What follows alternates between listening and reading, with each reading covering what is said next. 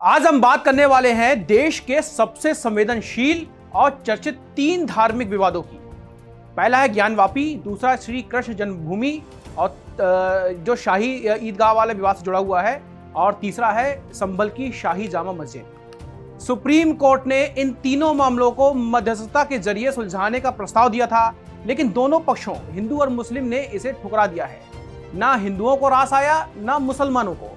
अब ये मामले अदालत में ही पूरी ताकत से लड़े जाएंगे।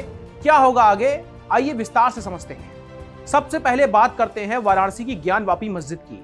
ये विवाद 2021 में शुरू हुआ, जब 5 हिंदू महिलाओं ने वाराणसी की जिला अदालत में प्रार्थना की अनुमति मांगी। एएसआई सर्वेक्षण में वजू खाने के अंदर शिवलिंग जैसी संरचना मिलने के बाद मामला और ज्यादा गर्मा गया।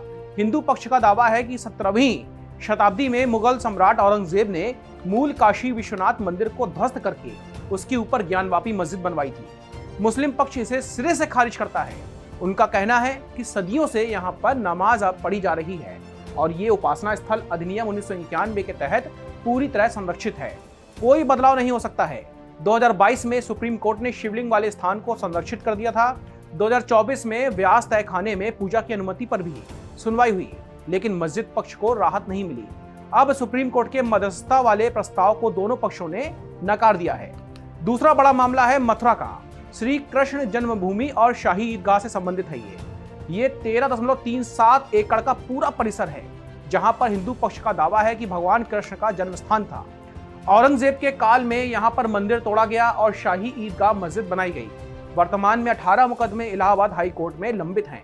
अगस्त 2024 में हाई कोर्ट ने मुस्लिम पक्ष की अर्जियों को खारिज कर दिया और कहा कि ये मुकदमे ना तो परिसीमा कानून से हैं, ना ही वक्फ कानून से, और ना ही 1991 के उपासना स्थल अधिनियम से वर्जित हैं। मुस्लिम पक्ष फिर से 1991 कानून का हवाला दे रहा है और कह रहा है कि 1947 की स्थिति में कोई भी बदलाव नहीं होना चाहिए। दोनों पक्ष अब सुप्रीम कोर्ट में भी अपनी लड़ाई जारी रखना चाहते हैं। तीसरा मामला है संभल जिला की शाही जामा मस्जिद से संबंधित। नवंबर 2024 में यहां पर अचानक विवाद भड़का था। एक हिंदू याचिकाकर्ता के मुकदमे पर स्थानीय अदालत ने मस्जिद का सर्वेक्षण करवाया।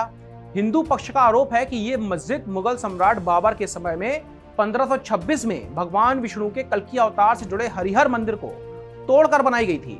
सर्वेक्षण के दूसरे दौर में स्थानीय लोगों और सुरक्षा बलों के बीच हिंसक झड़प हुई, जिसमें 4 लोगों की मौत हो गई और कई घायल हो गए। मुस्लिम पक्ष ने इसे बिना उनकी सुनवाई के जल्दबाजी में किया गया सर्वेक्षण बताया और उपासना स्थल अधिनियम का उल्लंघन भी बताया। सुप्रीम कोर्ट ने फिलहाल यथास्थिति बनाए रखने का आदेश दिया है, लेकिन अब मध्यस्थता प्रस्ताव ठुकरा दिए जाने के बाद से ये मामला भी पूरी तरह अदालती प्रक्रिया में चला गया है। तीनों मामलों में सुप्रीम कोर्ट का मध्यस्थता वाला फार्मूला दोनों पक्षों को स्वीकार नहीं हुआ है। इसका मतलब बिल्कुल साफ है, ये विवाद अभी लंबे समय तक अदालतों में चलेंगे। अयोध्या राम मंदिर फैसले के बाद देश की अदालतें अब इन तीनों जगहों पर टिकी हुई हैं। कानूनी लड़ाई के साथ साथ सामाजिक सद्भाव बनाए रखना भी एक बड़ी चुनौती है। सरकार, प्रशासन और समाज तीनों को सतर्क रहना होगा, ताकि कोई भी तनाव हिंसा में बिल्कुल भी ना बदल पाए।